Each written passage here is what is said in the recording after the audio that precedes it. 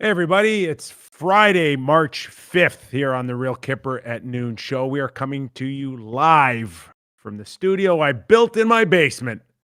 Nick Kypreos here. Today is going to be a great show for a number of reasons, even though that we come to you all today with a heavy heart. And that, of course, is upon the news about 11, a little after 11 Eastern. Wayne Gretzky tweeted the loss of his father, Walter Gretzky. He made a statement that included the sadness of his family. Obviously, he talked about what his father had meant to him and the reason why he loved the game of hockey so much. To quote him, he inspired me to be the best that I could be in the game of hockey and also in life. I want to bring in Doug Maclean too, and we got Joe and Jordan on the side. And first of all, thanks to all of you for all those likes, which set up our thumbnail for Friday. We like to kind of keep it open on a day like this with a Q&A. So we're going to get to all your questions out there. We want to thank you for the likes. Keep them coming.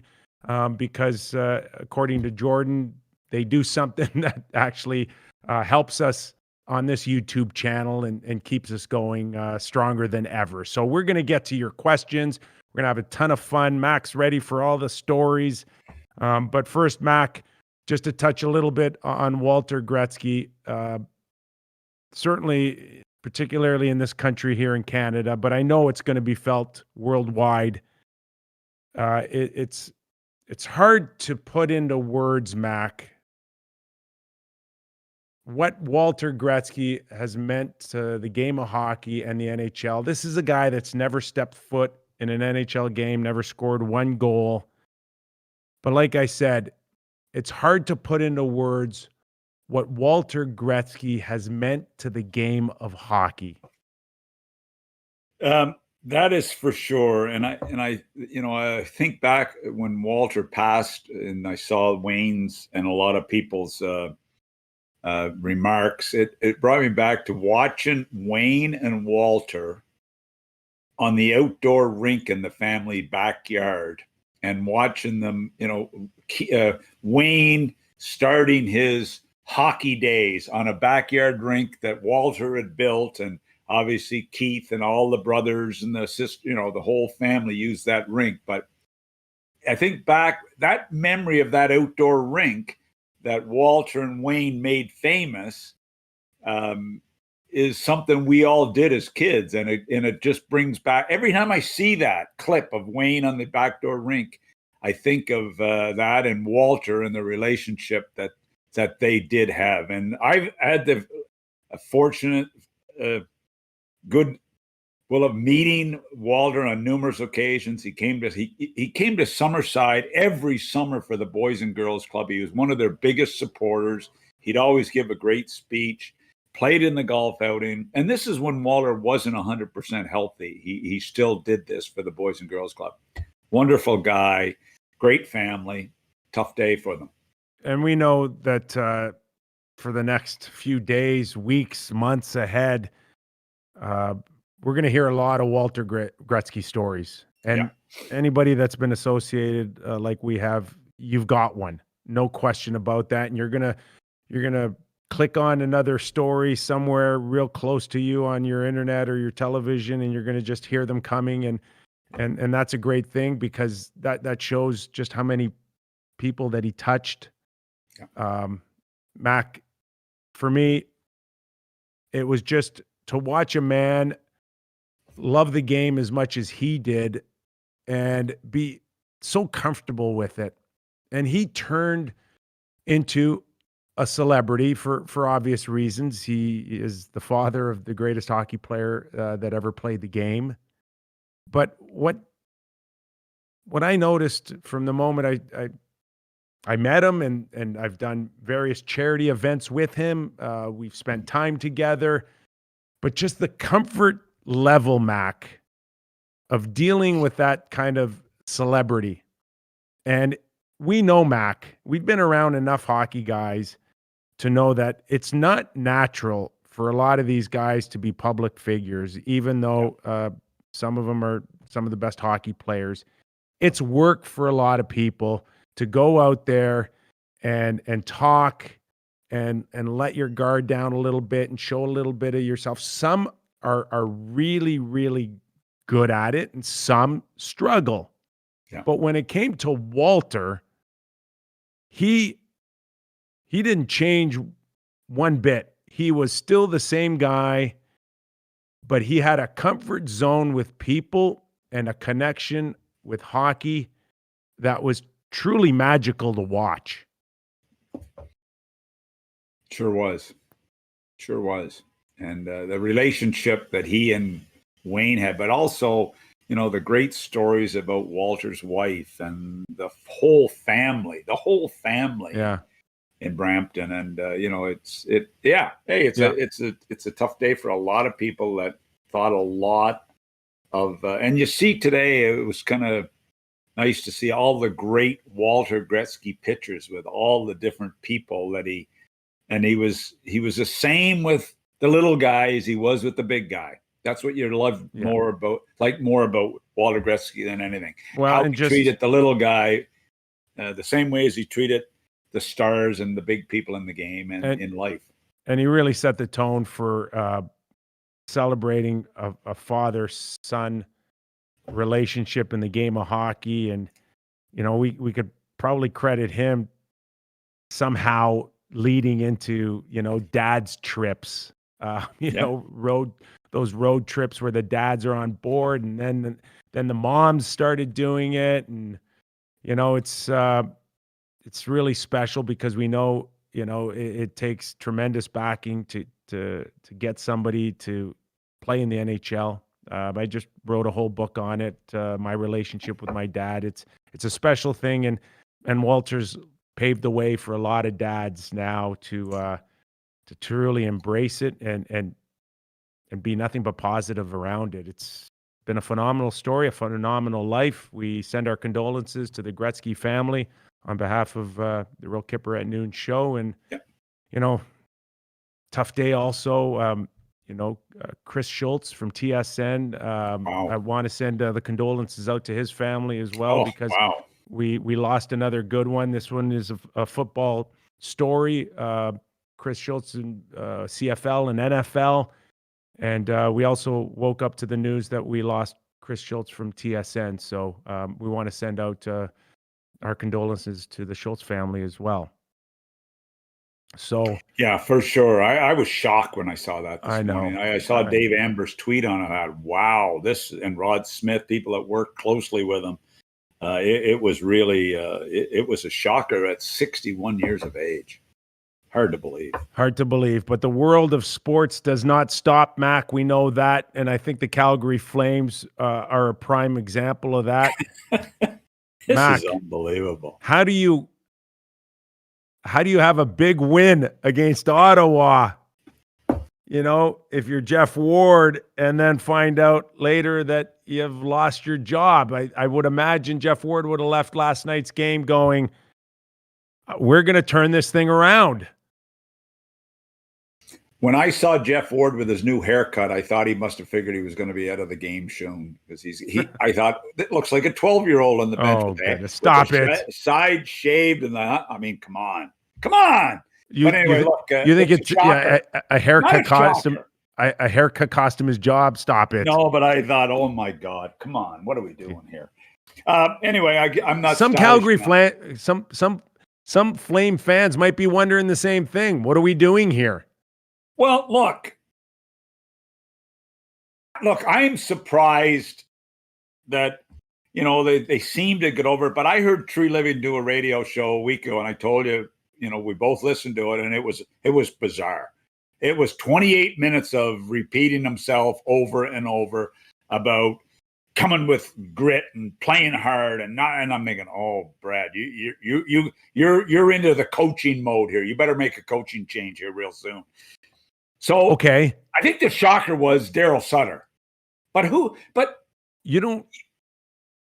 First of all, you don't have to tell Tree Living to change his coaches because he's done it 5 times in 7 years, Mac. He's really good at it. Okay, listen. Bob Hartley, right? Glenn Gulletson, Bill Peters, Jeff Ward, and now Daryl Sutter. So you've gone from a hard-ass coach to a player-friendly coach to a hard-ass coach to a player-friendly coach back to a hard-ass coach. You see a pattern here, Mac? Yeah, and look, the first thing I thought of when I saw, and I happen to like Daryl Sutter. Dwayne was with me in Florida. I really had a great relationship with the Sutter family. Brian played for me in St. Louis years and years ago. Brian doesn't like me as much because I didn't hire him for the job in Columbus. I hired Dave King instead. But anyway, that's I still like the Sutters a lot. But anyway, Daryl had been sort of out of the game and ready to pack it in. He was doing some coaching advising, telling what's his name in Anaheim how to coach down there. What's his name? Their friend, Dallas Eakins. He was his advisor. And I thought, okay, he's back in the farm. Brian's there. They're having a great time. The Prince Albert Raiders they can watch. And next thing, he's signing a 3-year contract to coach. And all I could think about was Johnny Gaudreau and Monahan. And where? Yeah. I don't even listen. Where is that going to hit them? When's that going to hit them right between the eyes? I don't even put Monahan in there. The first battle, okay? This is pay-per-view stuff, folks. In Calgary, listen to me. You're not going to want to miss this. Daryl Sutter versus Johnny Hockey. Okay? Yes. Because I'm telling you, Daryl's first mission is to see if that dog can hunt. No, he's gonna put some serious heat on these boys. It'll be less than they'll feel at playoff time. So it's going to be a fun dynamic to watch. Sam Bennett, where does he fit in? He's a Sutter type player. People have been mocking you about your trade requests. Because he was a scratch here and there and giving you some shots. Well deserved, by the way. But anyway, it'll be an interesting situation to watch. I happen to like Daryl. How can you criticize? You can't criticize Daryl Sutter because he's had some great success, Stanley Cups, Stanley Cup finals, and he tells it the way it is. But he can be one grouchy son of a gun. Hard ass is a close to accurate term. I guess when it started to get word out to the players that Daryl was coming in, I guess Lucic sent out a message to say, "Get ready, boys. You ain't seen nothing yet." But you know what? Hey, okay, you know what? And I don't mind saying this. This team is soft mentally. I don't mean physically. I don't mean that they don't, but they are soft. Okay. There's something wrong with this group, Kippy. We've talked about it, and I don't blame Tree Living, but I'll tell you something else. Tree Living thinks he runs this team. Daryl runs the team now. Well, it's interesting you should say that because there's a lot of people out there that have sent me a couple people have sent me a text saying that this doesn't really add up, whether or not this was truly Brad's hire or did this come from upstairs as a safety net because ownership and maybe a few people above Brad would have a real comfort zone with Daryl coming in. And we talked about this with the Buffalo situation. This is now about owners wanting stability and safe people. Brian Burke, right? Safe. You know what you're getting. Same thing with Daryl Sutter now. You know what you're getting. Now, it's also to take some criticism off the owners as well. The owners always make these moves because they don't like when they start getting ripped. And this takes some heat off Murray Edwards, the owner, and company in Calgary. Let's not kid ourselves. In my opinion, it takes heat off the owners when you go in this direction. I don't blame them. Smart. If I was surprised at anything, it was that a 3-year deal. Like Daryl to me would be a guy that says, come in, stabilize it. If you like it, we can talk about an extension, but let's get us through this year. Get us through this year. Why would Daryl do that? I'll tell you why. I'll tell you why. Because he's holding all the cards. That's why. No, but I'm saying, why wouldn't he take the 3-year deal? No. I'm not saying that. Yeah. I'm saying, why would you give him a 3-year deal? Yeah, right? Exactly. Like, why not try first to say, come in the rest of the year, we'll pay you X amount, or I'll give you this year and next year. But even to go 3 years now is really strange for me, for a guy that's been out of the game for 4 or 5 years. And Mac, you know what? The game has moved awfully quick, and I'm not saying that, Daryl is completely, out of the loop here in this short period of time, but we're not 100% sure right now that Daryl, with his set in his ways, old school, can come in and motivate this group in a month, 2 months? Is it going to work? Well, it'll, in my opinion, it won't be Daryl's fault if it doesn't work. It will be the chemistry of the group. Which would fall on Brad. Which means that it's about time this group was changed. Nick, you brought it up last year after the playoffs, that Gaudreau, Monahan, it was not going to work, especially Gaudreau. This is not going to work in Calgary till this guy is traded. He's a good player. He's a great player. But it's been, 5, 6 years now? And I'm sorry, look, it's 5 or 6 years in lots of places. We can't just pin it on Johnny Gaudreau, but maybe it is time for a change there. Daryl will be asked pretty soon, what do we need to change here? Daryl has been a general manager. He's been a head coach. Daryl is not just going to change lines. I'm sorry. He's going to be his expertise is, in my opinion, is what does it take to advance this group at playoff time? Well, and it's not just how you forecheck. Get them in first. Or analytics. It's a lot more than that. Get them in the playoffs first before talk about how far you can advance. That's right. Get them in the playoffs first. And it's going to be one of Edmonton, Vancouver, or Calgary getting in. Yeah. Maybe. Well, maybe. Because you know that, no, sorry. I have to change that. I'm wrong. Montreal's in that mix too, the way they're playing. Well, Daryl's the type of guy that goes in there, he'll look you straight in the eye and say, I know what you're capable of doing, and anything less, we've got a big problem. And when Daryl leaves a team, when he finally runs his 3 years out, or if he leaves after 2 years, or if he leaves after a year and a half, there's always a big relief by the players. Well, I happen to really like Daryl Sutter, and I hope it works. Yeah, listen, even 10 years ago, it might have been easier to rattle chains, Mac. I just don't know, and especially with this group today, if Daryl comes in and starts barking, do they start rolling their eyes? I don't. Going to be interesting. I don't know. I mean, I continually hear that, and then I see it in other situations where it works fine, and players rave. They just want to be treated. They want a straight shooter. They want to be told one-on-one to your face what is going on here.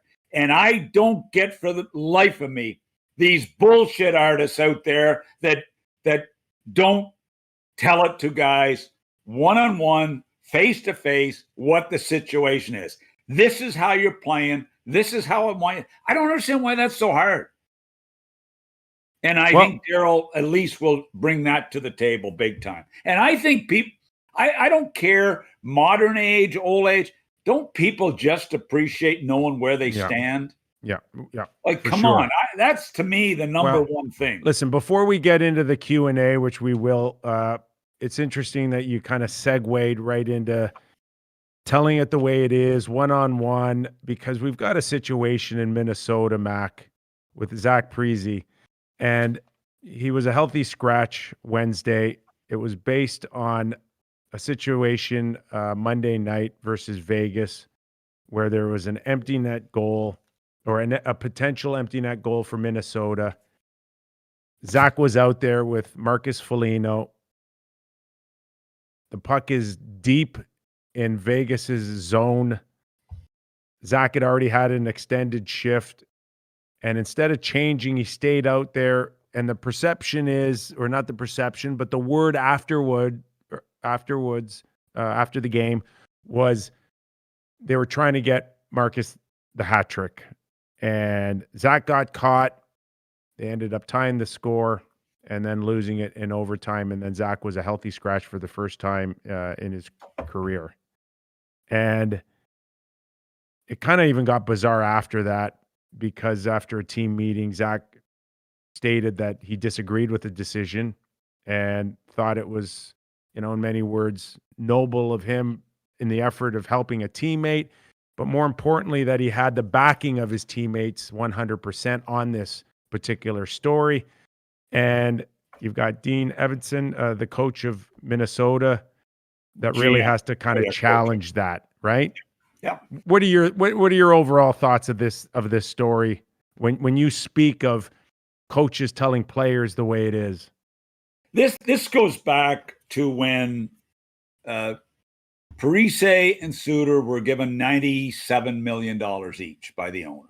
98 over 13 years, I believe, but who's splitting $1 million here and there? That's where this problem started. And also it continued for a number of years because it's out there in the inner circles of the league that they had the owner's ear, the two of them, okay?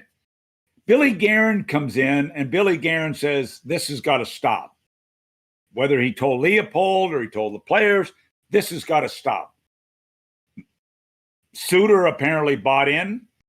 Parise has been, and look, I love Zach Parise, what he's brought to the game as a player. Look, he was a great draft pick. He went middle of the first round. It was a great pick by Jersey. He's had an unbelievable career. I watched his father play, but there's something has gone awry for a while. He asked to be traded a number of years ago, three or 4 years ago, but he only wanted to go to the Islanders. That was the only team he'd go to. That didn't happen. Remember at the deadline? Well, then Guerin tried to trade him last year, and it didn't happen. So there's been a growing animosity here. I heard that Zach went in with a computer with Boudreaux and sat down and said, I'm not on the ice at the end of games when the net's empty, and I haven't had a chance to score empty net goals because I'm not out there. I want to be out there when the net's empty because I can add to my scoring. Like, who says that to a now? Have you heard that? I've heard it. I had heard a year-end meeting when he went in with about 13 pages of notes. Perhaps empty nets was on one of those pages. So my first thing when I saw that he was out there at a minute 30 or an extended shift and the net empty, that he was trying to get an empty netter versus trying to help a hat trick. So look, whatever it is, Zach said that he had the total support of his teammates. So we got a little battle going on here. And I think at this stage of Zach Parise's career, I think that Billy Guerin is going to win this battle. That's what I think. Yeah, Zach, if he wants to stay and finish his career with Minnesota, should buy in a little more. Yeah, that's my own advice. And I know Zach Parise to say hello to him.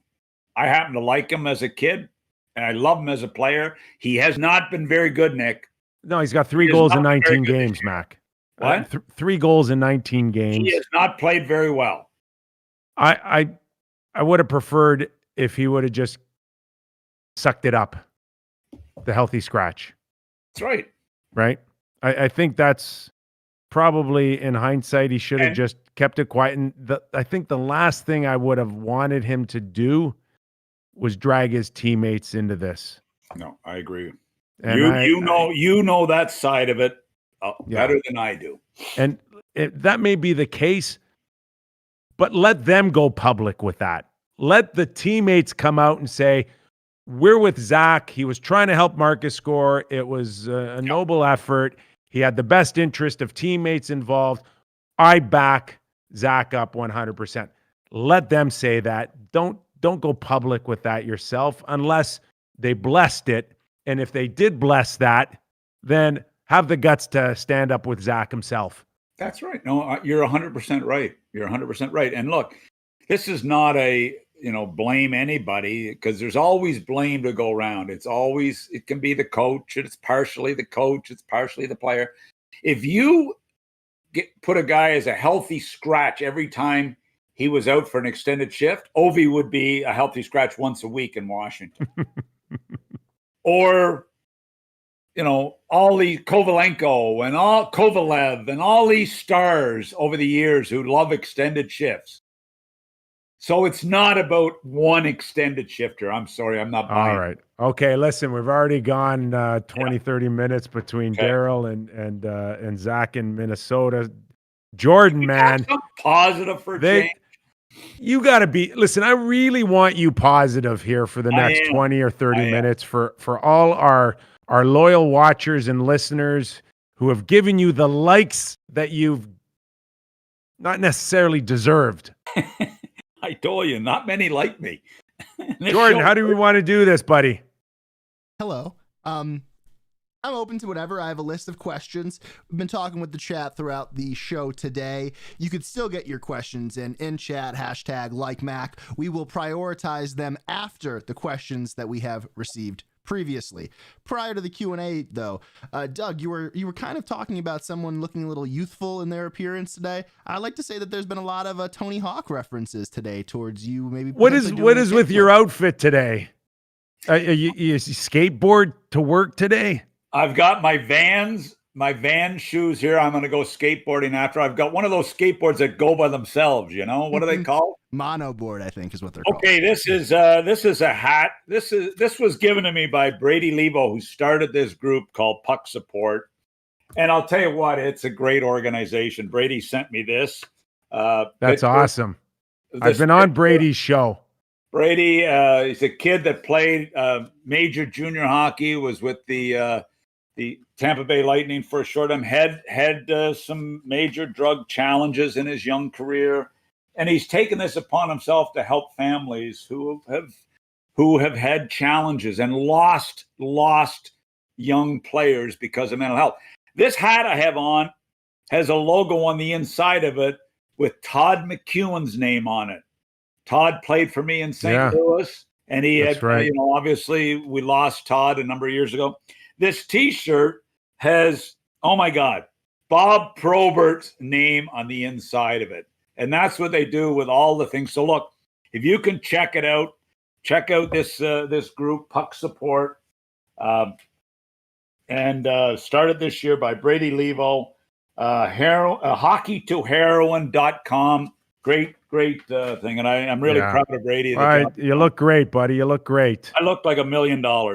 I'm more into the straight brimmed hats now that I've become more mature, Well, Brady's a friend of the show, so we wish him all the best, and he's doing a great job. Yeah, I think it's wonderful awesome. Message. As someone who has a lot of friends who have struggled with, even I have a lot of friends from my high school that have passed away, unfortunately, and stuff. And man, just to see anyone go out with a good message like that, I really like it. Shout out to them on Instagram at Puck Support or Puck Support Swag if you're interested in any of that swag. So let's swag right into some questions. You don't, you know what? With all due respect to Brady, you don't look as good as you did on our thumbnail today, holding up one of my little Buddha cans. Okay. I've never seen you so chilled in your life than on our thumbnail. So that alone should make everybody out there right now hit the like button. Yeah. Thank you for that. I'm a little Buddha fan. There's no doubt about that. We're big little Buddha fans. That's what we would say, right? We just got to get you some down there in the U.S. and God's sake. we gotta work on that. We got to work on that. But this is a Q&A. This is open. You've earned your questions to be answered. So Jordan, let's get her going. All right, here we go. So a lot of different questions today. We kind of already hit on some Gretzky stuff. So just want to shout out Al and Chris for putting in questions for that. Earlier on, though, we were always talking about trades and stuff like that. So Doug, this first one's for you, and it's from our friend Tommy on Twitter. As the GM of the Columbus Blue Jackets, did you ever get close to what you would consider to be a blockbuster deal? Or were you anywhere, near the shouting grounds for that? How big did you almost go? You know what? It wasn't that big, but it was big for me. And this was Nikolai Zherdev. And I've told this story, but as Clark McLean says, you tell stories and you always add a new twist to it. I had a deal done that I thought was Nikolai Zherdev to the Dallas Stars for Brendan Morrow. Brendan Morrow was a great young player for the Dallas Stars at that time. Nicky Zherdev was an unbelievable, maybe one of the most talented players I've ever seen in my career. Honest to God, he was that good. 27 goals, 26 goals. He was so good as a kid. And I thought I had the deal done. I was in Traverse City, talked to Doug Armstrong. Doug Armstrong was having challenges getting Morrow signed. I flew down to Columbus, met with my owner, got the approval. Flew back, phoned Army and said, okay, we can do the deal. And Army said he couldn't do it. He got Morrow signed. I was devastated because I had Zherdev holding out on me. I was getting ripped in the media. And it felt so. Morrow could have been a great captain. Would have been a glue guy. Now, I just want to add one more in the Q&A. I'm going to ask you the question now. You had the hottest young player in Rick Nash, who went on to be the face of the franchise. How often would somebody call and say, what would it take to get Rick Nash? Did you ever get any of those, or did they just know that don't embarrass yourself because he's untouchable? I never had one player or one organization ever phone me about Rick Nash. I phoned Boston, though, and this one always pissed me off. I phoned Boston. You remember when Nash and Thornton played together in a lockout year in Switzerland together? And they were magic over there in Davos. And I phoned Boston and said, would you consider trading Thornton to me, to the Blue Jackets? And that's when Boston made the Thornton deal to San Jose. I never even hardly got a call back from Boston on that deal. And the understanding back then, maybe I'm misthinking this, but they didn't shop Thornton very long. They never even got back to me. Never even got back to me on it. And he was traded for, and I mean, I thought, when I saw the trade, Thornton to San Jose, I thought, are you kidding me? And I could have I don't know if I could have. No, say it. A better deal together. Listen, you don't make that call to Boston. You already have your pieces in place. You know who you give up. So who was it? Exactly. Well, I mean, I don't know. I can't for the, I can't remember who it would have been. Mac. It would have been a high first pick. It would have been a young player. I mean, I had some good young talent in that time. I mean, we had Rusty Klesla there who played 12 years. People think he didn't have a good career, but he played 12 years, Rusty. Would you have given up Klesla back then? Because he was a horse. I would have had a hard time, but I kept, all I could think of was the magic of Thornton and Nash, and finding a number one centerman for Rick Nash was just, I never got it done. I brought in Andrew Castles. And Andrew was good with it. You needed to go bigger, bud. You needed bigger. I couldn't find the guy to go with Nasher. And Nasher was a dream guy, man. He was a dream kid from the first day I met him. I remember him walking into our meeting at the draft, and I said, are you going to, because we had the third pick. I said, are you going to be there at the third pick tomorrow morning? And he said, he looked at me in the eye and he said, I'm not going to be there at the third pick. You better trade up to get me. Why wouldn't you have hired me back then in Columbus? I would have left Sportsnet. I would have helped you find that guy. I know. All right, Jordan. Kipper, this one's for you. So me, I went to college at the University of Vermont. The Hartford Whalers, for some reason, are insanely popular in New England, right? You always see the old classic retro hats going around. So I want to know outside one of the hat, best. Yeah, outside one the of the hat, best. Yeah. What's your fondest memory in your time in Hartford? I just think the camaraderie of the guys, and Brian Burke is well documented this, that he thought, first of all, we had the toughest team he's ever had, although we weren't that talented, but we were a close-knit group in a close-knit community. Now, the biggest problem back then that we could not overcome is when you're talking about a smaller market and a smaller community, and I don't know whether or not Doug would even consider Columbus there or not, but when you start messing with the fan base in terms of making some bad decisions, you don't get the chance to roll it off your back or have it not affect your bottom line, like a place like New York or Toronto, where they could lose and make bad decisions and they're still going to come to the rink, still get their season tickets, still buy their merchandise. The biggest problem we had in Hartford was that we were coming off a team that was so well loved in the community with Ron Francis and Elf Samuelson, and then even the Mike Liutes, the Ray Ferraros, Deneen, Tippett, Quenville. And when they made that trade to Pittsburgh, they sucked. The franchise essentially was lost off that trade. And I went in there, and John Cullen, love him, great guy. Zarly Zalapsky, good guy, but not guys that you could build around or touch the community like the Ronnie Francises of the world. And we never recovered. They went from solid 16,500 people a game to half.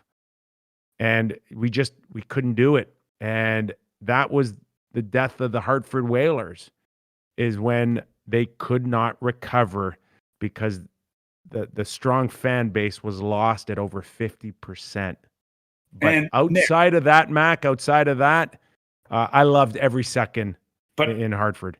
The ownership of the Whale at the end too, with the Gordon guy there, Richard Gordon.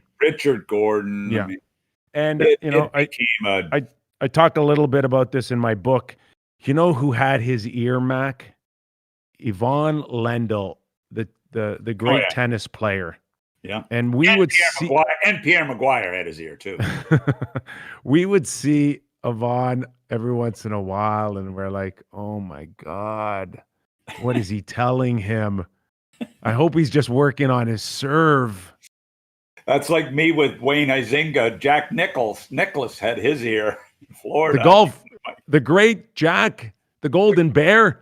The great Golden Bear used to sit with Wayne Huizenga and give him tips on hockey. And I'm thinking, are you kidding me? You're listening to, I love Jack Nicklaus as a golfer, but please don't give my owners hockey tips. Anyway. Hope that answered the Hartford question. Yeah, very good stuff. Very good stuff. Here's one a little bit more in the weeds, right? So obviously we had the big Pierre-Luc Dubois trade. Why do you think teams go about making deals like that? Do you think that there's any elements into like the thought process of saying, okay, maybe I know that I have no shot re-signing my own player in Line A, but maybe I'll have a better shot at Dubois. And even if it's a low chance, are you making that move to increase your chances, or is that just too much of a pessimistic way to look at it?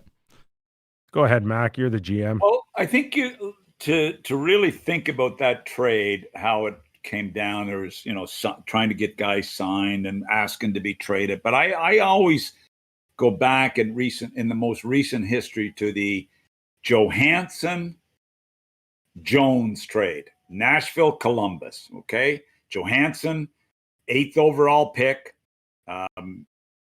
coming out of Portland, 8th overall pick by the Blue Jackets.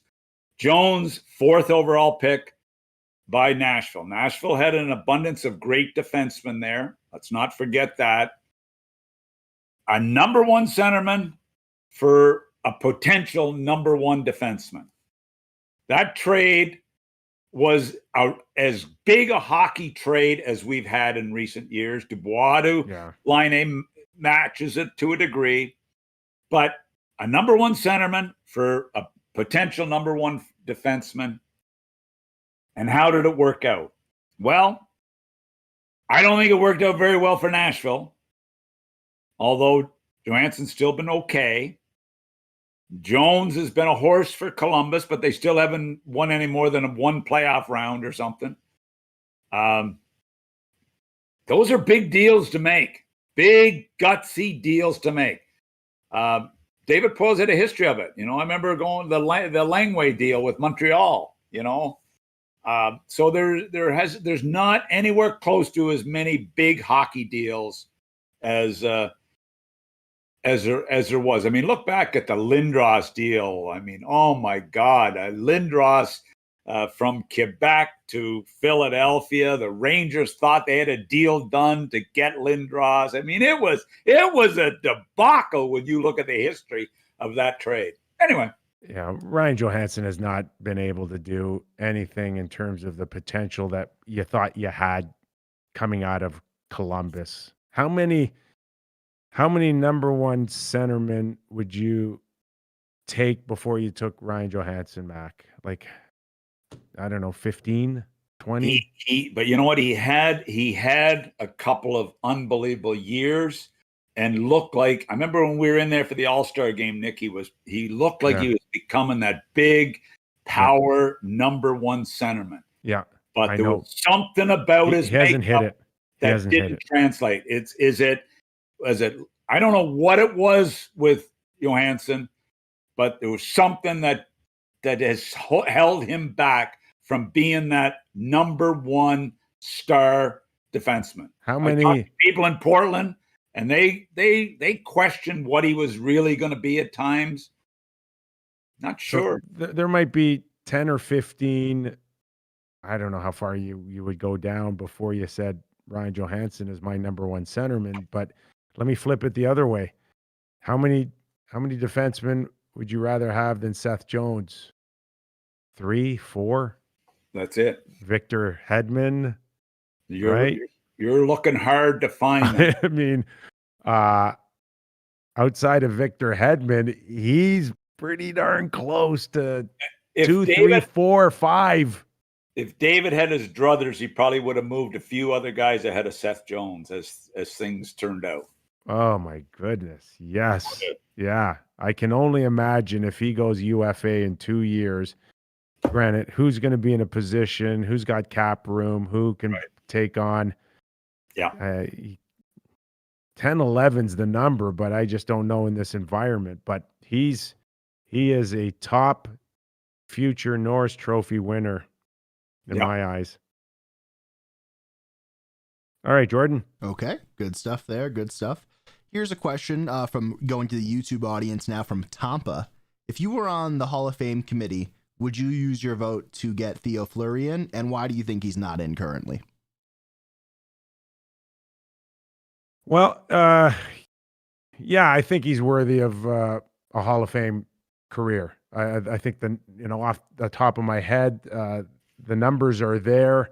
Impactful player, longevity. Now, does the off ice come into play? You've got to think so, but it gets harder and harder. This isn't your old school hockey Hall of Fame where you just, you stick old people in it anymore, man. These guys are coming out with amazing careers, and some of them now used to be automatic, Mac. I guess you get 1,000 points. You're a Hall of Famer. That's not the case anymore. Yeah. I mean, what Theo's challenge is, and a couple others, is that, you get in there and there's a list and you can only put so many in. And now we've moved. We've got some great female players that are going into the Hall of Fame. It's becoming tougher to get in. Theo Fleury was, I coached against him. This guy was a star. He was so damn good in Calgary. That's where really he was so good. I'll never forget him telling me to F off on the bench one night. He got in trouble in Columbus. Chicago, and remember he's in Chicago, they land in Columbus at 2 a.m, okay? I go into the rink the next morning, and I think I have 4 Blackhawks on my goddamn training table getting stitched up and marked up. And I go into the training room and I said, what the hell's going on? And it was the boys landed at whatever in the morning, headed out to a place. Got into a fight with the bouncer, and some of them got beat up. And they're sitting on our training table. We're playing them that night. They're sitting on our training table. I never said a word about it, and it got out. It got out. We play them that night. I'm on the bench, and of course, Theo, somebody in Chicago said that I had said something to the media. I didn't say anything. The media saw them in the training room or coming out of the training room with black eyes and cuts. Or coming out of the ballet. And Theo tells me to F off on the bench. I was coaching our team that night. I was coaching GM, so on that. And I love Theo because I had him in the All-Star game. But anyway, that's just. But look, we mentioned Brady doing good work. Theo's out there doing good work as well. So Doug, I guess it's partly your fault. You told the media, and now it's one more Chicago strike. Hey. I didn't tell the media. Loose lips. I didn't tell the media, not a chance. I wouldn't tell those clowns anything. My God, what a pipeline you are to the media. We are the media. After I left, I found out who the pipeline was to the media in Columbus. I wouldn't have told those clowns anything. Anyway. Have a good question here from our friend Jeremiah, as always in chat. Actually hit us with a great super chat today. Got a couple great super chats, so thank you so much for those. I'm going to reword his question a little bit because I think there's some Washington Capital homerism going on here. But do we think that the COVID protocols are being applied evenly across the board, regardless of star power? I would think that they'd have to be. I don't see anything. I don't see anybody fudging anything on this. When you talk about provincial, federal, state officials involved, I think this is right from the get-go been way bigger than the game. Sports. This is there's no messing around with this thing. I think part of the reason why it's under control is because in the last month they've gone to another level with what do they call it? Fast testing or fast track testing instead of the 24 hours, right? Yeah. So no, I don't think there's preferential treatment going on right now, but we'll have to see now. The other question is with COVID and vaccines, and Mac, you've been lucky enough to have yours already, but we are going to get to the stage where we've taken care of our elderly and our first responders. And, at this point, how does it work now between the U.S. and Canada and who gets vaccinated first? And is that a competitive advantage if, say, you heard that the Flyers got it next week or 2 weeks from now and other teams have to wait another month because why? Because Pennsylvania's faster than Florida, or, it's going to be interesting to see how this plays out. Yeah, I gotta believe that the NHL will work to coordinate that, but I don't know. I know nothing about it. I can't for a minute believe that there's any preferential treatment being given prior to the vaccination situation with the testing. And a great question, but I just don't believe it for a minute. Because the Caps had the 4 guys in the hotel room early on. But what's the guy's name? Jeremiah? Yeah, Jeremiah Maxwell. Great listener. He shouldn't complain. The Caps played better when the 4 of them were out of the lineup. Oh, God, you got all the lines, eh? Well, the truth is that these things are ongoing, right? Like how they're handling things in a month from now are probably going to be different than what they're doing right now. So we'll see how that changes over the next few You've weeks. noticed, Mac, in Florida or generally in the U.S. that there's been a good swing towards a lot more vaccinations, and a lot more people now responding. Well, today is 2 weeks today since I had my second vaccination, which they say 2 weeks after it's really good. I looked this morning. I mean, hospitalizations and new cases would appear to be down 70% in the U.S. compared to the high of, December, January. I mean, obviously, it's got to do with vaccinations is a big part of it, and people finally smartening up. I don't know, but it's good news. And Canada has done a tremendous job from day one with controlling it, but they've been shut down to a large degree more than. I mean, I'm serious. You walk down the streets here the last 4 months, you wouldn't know there was a. I mean, it's bizarre how they behaved and how they. I just don't know how they did it. We were careful, but there was a lot of people that weren't. Well, hopefully we'll be careful as we answer some more questions here, because this one's a little rocky from another super chatter. I'm not going to use the words that he used. Any thoughts on Ron MacLean and George? Strombolopoulos. I'm not going to attempt that one. Thank you, Kipper. Strombo. Just thoughts on them in general. What any stories on them? Anything like that? Well, being on a hockey night in Canada, I worked with them weekly. I enjoyed both their company. I talk a lot about it in my book Undrafted. George is a brilliant broadcaster. Right from the first time we saw him on the CBC, on the Strombo show, the way he can connect with people, reach with people.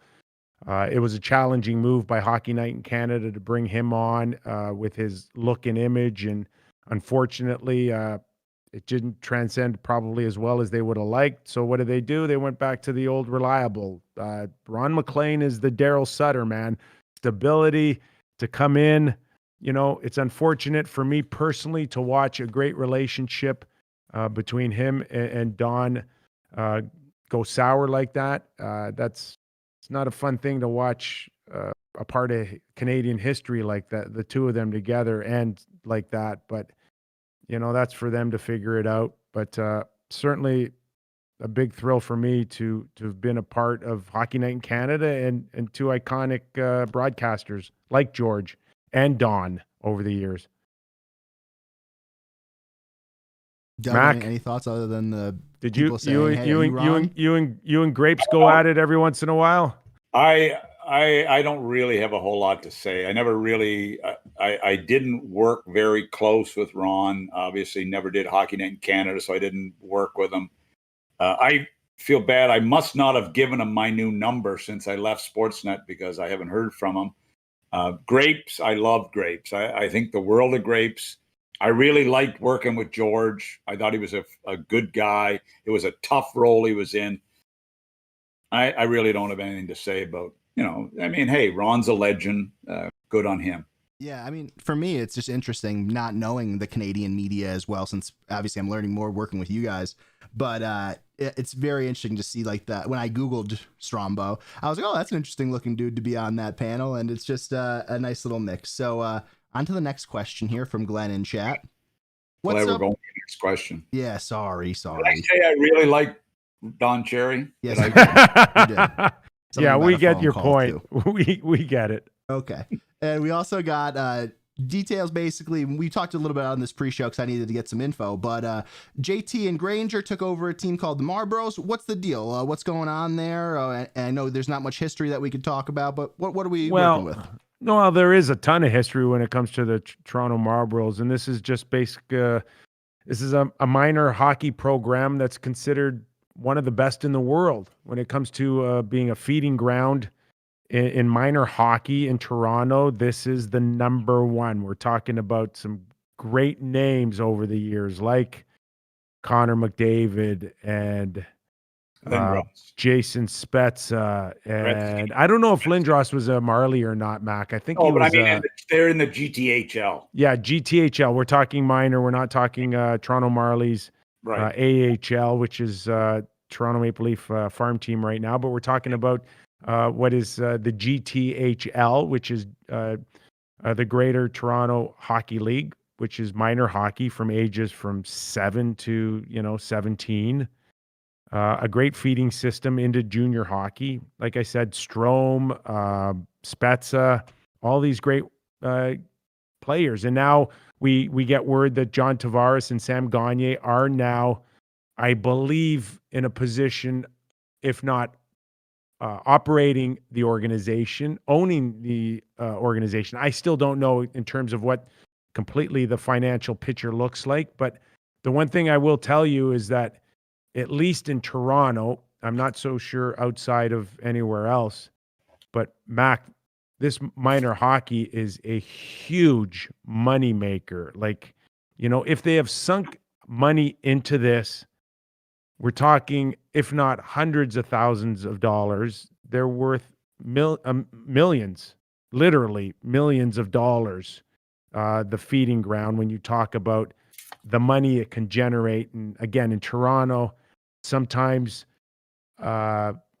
annual dues to play for a kid in one season could run anywhere between $1,500, $2,500, $6,000. I've heard parents throw checks to organizations for as much as $10,000, $12,000, $14,000 a year. But that now includes ice time, leather jackets, equipment, which you all have to buy from the organization to match the colors. So we're talking big business here, folks. You want to talk about buying an organization in minor hockey in Toronto? Like I said, we're talking millions. I like it because there are two guys that come up through the program, and I got to believe this is about a post-career situation for Sam Gagner and for John Tavares. I got to believe they want to be involved in the game. I think it's great that a couple of superstars, great young players, want to get back. Whether moneymaker or not. No, listen. It wouldn't be easy to sell this. Mac, I think it was the Nicoletti family that were heavily involved. Dave Nicoletti, when I speak of a moneymaker, I'm not. Listen, John Tavares is going to have $100 million. Sam Gagner is going to have $40 or $50 million. They're not in it to make money. But right. I just did it to prove that. Nothing wrong with having $100 million and wanting to go to 110. Yeah, I just wanted to kind of 50. I wanted people to paint the picture of where minor hockey is in general. It's expensive and it's big business. We talk about junior hockey now being big business. The NHL, Europe, anywhere, it's business. It's a business transaction if in fact they've got ownership now in this organization. I like it. Listen, it's positive. Good on the Marley organization because, torches need to be passed, right? Yeah. You can only hold on to something for so many years, and then you got to let the next generation come in. And I think it's an excellent sign that John Tavares and Sam Gagner have showed enough interest in minor hockey that they want to be a part of it. And maybe hopefully it's a moneymaker for them. No. Maybe it's not. Maybe they can come in there and curtail some of the fees, Mac, and maybe bring it down to earth, because we do know, this, honest to God, we could have a complete show on minor hockey. I'm telling you right now, because maybe they can help kind of bring the cost down. Maybe they can kind of control this, because part of the problem is people have discovered that it's a money maker, and then they can add to the fees. They can charge a little extra for the equipment that the parents have to buy from them. They can't go buy it from somewhere else. Listen, so maybe Sam and JT are the perfect guys to come in there and say, let's pull back here. I got one final minor hockey story to tell you. When I was in Columbus and we didn't have our team a year before, and I coached Clark's Pee Wee team, or Adam or Pee Wee team, and I remember having a parents meeting, and the previous coach had been ripped and criticized. And I said, "Look, I just in my parents meeting, I said, I just want to tell you all that, I'm going to help coach the team this year, and I may not know as much about hockey as you parents do, but I can damn well tell you I know more than your kid knows. And if you piss me off, I'm going to kick your kid off the team." So that was fine. So then we end up down in Cincinnati. We're playing a game in Cincinnati with Clark's, I think it was Adam team. And I'm ticked off on the bench. I'm mad. And I yell at the referee. And he skates over to the bench and he says, "One more word out of you, coach, and you're out of the game." I said, "Come on, it was a terrible call." And he throws me out of an Atom League game. That's after coaching in the NHL for like 14 years. So I walk around and I leave the bench and we get in the car. Clark and I were driving home and I said, "Clark, you saw what happened in the game?" He said, "Yeah, Dad, you got kicked out." And I said, "Let's keep that between me and you. We don't have to tell Mom about that when we get home." So Mom found out. Mom heard it on a radio show a couple of years later. It wasn't the questionable call. It was the gum you threw at him. I think that was his issue. I just have to say to all minor hockey coaches, I love the fact that you do it. You work so hard at it and you take a ton of grief, but they are special. They're not easy to find.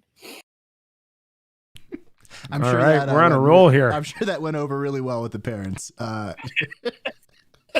So our last super chat question for the day, we could wrap on this too if you guys want, depending what you guys want to feel for the show. But Max got a skateboard at he's got a kickflip to do at quarter past. You know, I got a great parking lot next to my condo here. I can practice. Your skateboard's double parked. By the way, Brady Levo sent me. He's said he's got a straight peak cap on the way. Brady, I don't need it. I was just joking. Yeah. I don't need a straight peak cap. We got to get one for Newman so we can get Newman on the show too, and you guys would be looking good together. This one's this one's from JM. He says that the Calgary team kind of reminds him of the Leaf days with Kessel and some people there. What do you think the Flames need to do to get over the hump to really be a competitor here? You want to go or should I go, Mac? No, you go. Yeah, I'll go back to what we talked about at the top of the show, and Mac touched on it, that it's going to take a few different people in the lineup. That Sean Monahan and Johnny Gaudreau, they're good hockey players, but are they true leaders? No. Are they franchise type of players? No, not now, and probably not ever. The odds are against them, extremely against them, that they can turn around and be legitimate guys to lead. It doesn't mean that they're not useful. Doesn't mean that you can't move them. That doesn't mean nobody else wants them. Sean Monahan, to me, would be a great second-line centerman on a championship team, but he can't be the number one guy. And Gaudreau's he's not a star player either in terms of building a team around, but he can be your fourth or fifth guy. He is, I said it, your scorers have to be, your second or third guys. They can't be centerpieces that you build around. And Johnny's a good player, but he's just a hired gun to score goals. And if he's not scoring goals, then there's not much else he can add to your team. The players know who the real leaders are on their team. They know who the real leaders are. And for me, I'm not saying anything, but the quicker this team's turned over to Matthew Tkachuk and a few other guys, that's when you'll see the Flames, in my opinion, take a step and add. And I don't have any problem with Gaudreau and Monahan. They're very talented. They're good players. They should not be held blame for this. They shouldn't be. Some people just aren't. Some people can be great players and not leaders. There's nothing wrong with that, Look how many guys were on the Edmonton Oilers that were Hall of Famers but weren't leaders. They had Gretzky, they had Lowe, they had Coffey, they had on and on guys there that were the leadership, but they had some great star players that were secondary guys and love being secondary guys. One, if not both of them, have to go. But they've got to change that culture, and they can't change that culture. Daryl's going to try. Culture just changed today a little. We'll see. We'll see if he can pull a rabbit out of his hat on this one, Mac, because he may have to pull that somewhere else to make it work. I don't know. I don't know if the next 4 weeks, 6 weeks is going to be enough to give this team a much different look. They're talented. They can score. They can defend, but can they do it consistently? Can Daryl keep them focused consistently every other night? I'll tell you one reason why they have a chance to make this work is if there's a good buy-in by the players and with Markstrom in goal, they have a chance to take a step here. With Markstrom in goal and the way he's capable of playing, when he's back healthy, with Daryl changing some things, I think they have a chance to compete for that fourth spot. I really do. You don't think Brad could survive missing the playoffs? Wouldn't be easy. Yeah, it's gonna. It would be, if he misses the playoffs, it won't be pretty. Yeah. Yeah, you got to assume that this is well, we don't assume it. We know it is. It breeds desperate, right? They're desperate. Yep. Yeah. And look, I happen to like Brad Treliving, and I thought he had a hell of a summer picking up Tanev and Markstrom. Yeah. But this is a desperate hockey club. Yep. All right, one more. Are you okay, Mac?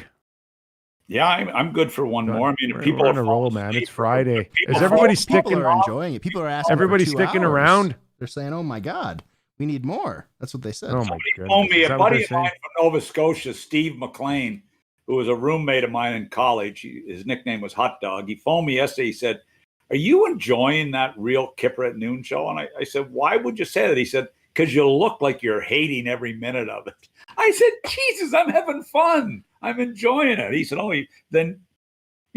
So he thinks I hate it, but I don't know. And Hot Dog's usually pretty good at reading me, Got a good question here from Hot Lunch. It could be a part of a hot dog, maybe. Who knows? He had a bunch of questions. I missed him on Twitter. That's my fault. But let's get your.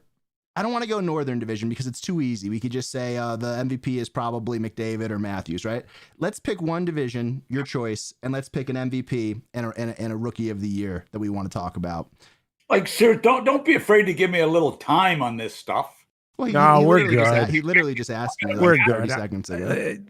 We watched last night Chicago give Tampa Bay a pretty good run here, and we know that Tampa eked out the win on a buzzer beater. But you got to start looking at Chicago and giving them full credit here. And if you want to, pick an MVP in other divisions in Central, like it's a no-brainer, Pat Kane, and it's like burning, in my head, Pat Kane on the Real Kyper at noon show saying, "Don't count us out. We're going to surprise people." I agree 100%. If you want to go to the whatever, I don't know the name of the damn divisions. The one out west where Vegas play in. Yeah, you just named it West. The West. Yeah. Oh, that was called. Okay. I'm going to give you a name of a guy that should be in consideration for MVP, and that's Stone in Las Vegas. I mean, we'll call it the Porsche West Division. Yes, Stone. Through your Stone Porsche has been absolutely terrific for Vegas for me. Captain. Wow, it's been a great trade. Marc-Andre Fleury. Both of them have been just terrific. There's been a lot of stars in that division when you got the McKinnons, but Stone to me has been a special player, boys. And you know what? This is a late round pick of the Ottawa Senators. People said he'd never play in the league because he couldn't skate. I remember guys going to watch scouting him in the American League and coming back saying, I don't like his skating. I mean, oh my God. Some guys can get along without being great skaters. Look at you, Nick. Yeah. All right. Yeah, exactly. Piano on my back. I don't know if you could even pick anybody else besides Tim Stützle in Ottawa. Can you? For Rookie what? of the Year? Rookie?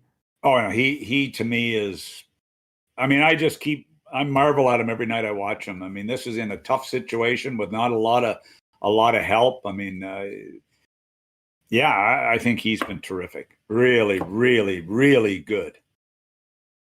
Hey, what'd you think of Ovi's spear on your favorite team there, the Boston Bruins and Frederick?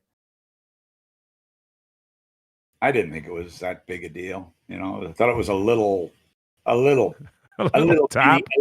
Was it a little mini spear? Oh my gosh. My good buddy Darren Drager last night on TSN says dangerous, and I'm like, dangerous. I don't know about dangerous. They're all dangerous, I guess. It does hurt when you get speared in the nuts. I'm not gonna lie to you, and you may sound like Lady Gaga for the next few minutes, but no, you sound like Bradley Cooper, not Lady. And then the trainer comes and slaps your ass on the ice a few times, and they drop right back in the sack, and you're good to go. It's the big deal. We've lost from the game. Remember when butt ending was big? Now nobody butt ends anymore. Remember that when they used to slip it out? If the I butt played, end, the butt end just disappeared from the game. No. You know what has disappeared is the creativity around the butt end. Butt end. Okay, because I could butt end, and you'd never know. We have to ever know. There's a difference. We got to explain to the fans. There's a difference between a butt end and a bummy check. Right? Well, there's nothing bummy check about Cronwell in Detroit, man. That guy came right through you. Yeah, that was a hip check. A bummy check was when you didn't really want to check somebody and you just bummied them. Remember? And a butt end is when you, not with your butt, but with the butt of your stick. You're going back to your junior Canadian days, I think. All right. Keep her going, Jordan. We're on a roll here. We got Friday energy right now. All right, big Friday energy, as our friends at Barstool say. Here's a question from our friend on YouTube, Little Derpy. How underrated was Jeff Sanderson? Wow. My first roommate in Hartford was Jeff Sanderson, and right from day one, to watch this guy skate, he we know where skating has evolved in the last 15 years, but he was something to see right from the get-go. And I thought he had a chance, but I had no idea that this guy was going to end up scoring 40 goals in Hartford the year that I played. And it was Castles, him, and Pat Verbeek. And at times they were as good as any line in the league, which says a lot. But they were fantastic. And Jeff Sanderson, quick story. Look at it. See, we're going late now. Everybody's asking where the hell I am. Quick story here. Jeff Sanderson and I are going to practice, and he gets up always wanting to go out and eat out for breakfast, and I end up trying to throw something together, and he's like, no breakfast. Let's just go and pick something up before we go to practice. We go out, we have practice, we come back to our place, and we can't get in because there's about 4 fire trucks outside our building. And they won't let us in. We've got the whole building standing on the sidewalk, and they're making us wait now. And we're waiting a good 45 minutes, 50 minutes, and we're pissed off. And then finally, it clears up. They get going, and we're like, what's the deal? Like, what happened? And the fireman goes, yeah, some jackass jammed a bagel in the toaster and burned half his kitchen down. And I'm like, holy jeez, I think we started a bagel just before we left for breakfast this morning. We go back, it's our apartment with the bagel. Jeff Sanderson jammed a bagel down there. Sandy and then changed his mind and said, let's go out and have breakfast. Sandy, we made a trade in the expansion draft the first year in Columbus. It was prior to our first year, and we made a trade to get Jeff Sanderson, and then we made him the first selection, but it was really a trade with Buffalo. And Jeff Sanderson came in and was in Columbus for 4 years, 30 goals, 34 goals. He was a terrific guy. And I have to tell a story that was really, when I got to a point after year 4 that I I had to trade him because of the money. You know, there was pressure to. So I traded him to Vancouver for a 3rd-round pick to Berkey, and the deal was I saved $800,000 off our books by moving Jeff for a 3rd-round pick to Vancouver at the end of the year at the deadline. But the deal was that Berkey was going to put him back on waivers after in the fall, and if he didn't get picked up, I had to take Jeff back. So how the hell do I tell Jeff Sanderson, I'm trading you to Vancouver, but there's a very good chance you're going to end up back here in October? So I said to him, I'm trading you to Vancouver, but I wouldn't recommend you sell your house. Jeff ends up back because he cleared waivers and ends up back with me. And then I ended up trading him to Arizona shortly after for Jason Chimera. So Sandy was a valuable member of the Columbus Blue Jackets. He should be held in high regard in Columbus for being such a key guy to starting the franchise. He was a dynamite to watch. And now he's got a son, Mac, a first rounder. Who's playing at the University of North Dakota. I happened to watch him 2 weeks ago. Yeah, how's he looking? This guy is a special talent. Ottawa Senator fans are going to love this Sanderson kid. Big kid, skater. He's going to be special. And Sandy had a great career. He really did. Yeah, he did. Who was the guy I traded him for? Teammate. Jason Chimera, and that real the best looking guy to ever play in the NHL. Best looking guy to ever play in the NHL. He was married to, his wife was from Baywatch, Cale Holtz. Yeah. Was part of that deal. And also the other guy from Cleveland who worked for the NHL Network we brought in. Big guy with the beard and the bald head now. God, I couldn't get Jeff Sanderson. I couldn't get Jeff Sanderson to stop watching Saved by the Bell too. Okay, and we lost. He was a big fan of Valerie Bure's wife, Kelly Kapowski. Right? Is that who we're talking about? No. That was not Valerie Bure's wife in Saved by the Bell. You're getting your shows mixed up. I was born in 1991, just to let everybody know. Valerie Bure's wife is Full House. Oh, sorry. Well, I thought it was close. Saved by the Bell and Full House. I mean, could there be any closer? Somebody get you a TV guide. Okay. Okay, now we're getting a little crazy here. One more. All right, Doug, this one's for you. What was it like after the Coffey and Carson trade when you were in Detroit? How, obviously there's the other end and Gretzky being upset about that trade happening from his end, but that was from our friend Justin on Twitter. That was one of the toughest trades I was ever involved in. Brian Murray and Brian Murray was the general manager. I was the assistant. Jimmy Devellano was the president. Kenny Holland was the director of amateur scouting. But anyway, Brian and Jimmy D and I get called over to Mike Ilitch's office at the Fox Theater, and it was his office was on the 10th floor. And I told this story many times, but the security guy said, "You're going up to the 10th floor, guys?" And we said, "Yes, we're going up to the 10th floor." If you come down from the 10th floor, I guarantee you'll be a different person. We go up to the 10th floor. Mike Ilitch's favorite player was Jimmy Carson. We used to call him Jimmy Kit Kat Carson. Jimmy Carson I love Jimmy Carson as a guy. He was a terrific guy, and I really liked him. Anyway, we had an opportunity to trade Jimmy Carson for Paul Coffey. And I remember sitting across from Mr. Ilitch with Jimmy D and Brian, and Mr. Ilitch sort of looking at us and saying, Brian told him how he wanted to trade Carson for Coffey. And Mr. Ilitch looked over and said, "You three better be right." And my armpits just went wet. They just went automatically wet. Now, I was scared shitless sitting there. And I looked and I thought to myself, Brian, I hope you're really right on this. Anyway, we made the trade. Coffey came in and was terrific. And the next call I got was Paul Coffey used 17 pairs of skates in one season.